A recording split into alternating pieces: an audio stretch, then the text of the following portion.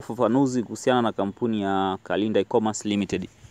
Najua kwa watu wengi ambao wananifuatilia na toka nilivyoanza kutoa kuhusiana na UTT pamoja na kozi ya cryptocurrency na uwekezaji wa sehemu hizo zingine, mambo ya hisa na nini, wanajua nilizungumza hiki kitu kwamba Brela, sijui TRA, sijui ITV, sijui wapi, sijui sio kigezo cha kusema kwamba hii kampuni ni halali.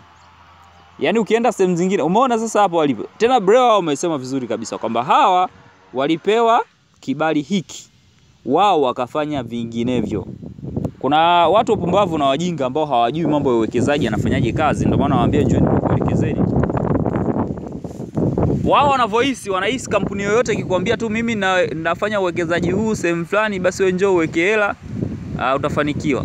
Kwa wao wanajitetea mara nyingi kwamba hiyo kampuni sijui imesajiliwa Brela. No.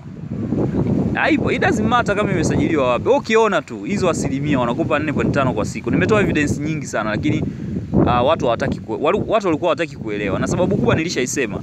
Sababu kipindi kile ile ninavyoingia mtu akuelewa na kutukana.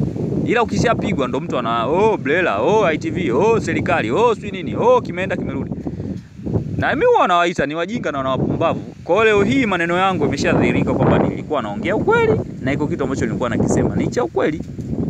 Leo hii ndo watu wanaanza kufunguka. Leo hii wanaanza kuitupia lawama serikali. Unaitupia lawama serikali kivipi? Mbona kipindi ambapo hela ilikuwa inaingia utupie lawama? Hakuna kampuni duniani inaweza kutoa iko kitu. Acheni ujinga. Kila siku mimi nasema hapa, kila siku natoa hadi evidence zote. Nachoambulia matusi. Lakini leo hii mnakuja kuelewa kwamba kitu ambacho kipo. Brela wapo wamesema na umetolea ufafanuzi. Kampuni inaweza ikasajili na ikaenda kufanya kitu tofauti na kile ilichosajili. Ipo wazi hiyo. 4% kwa siku, 1% kwa siku, 10% kwa mwezi. Be careful. Utakuja kulia. Brela hiyo hapo ishatoa ufafanuzi. Kwa wote ambao walikuwa wanalia, nani alopata sala? It's you. Have a nice day.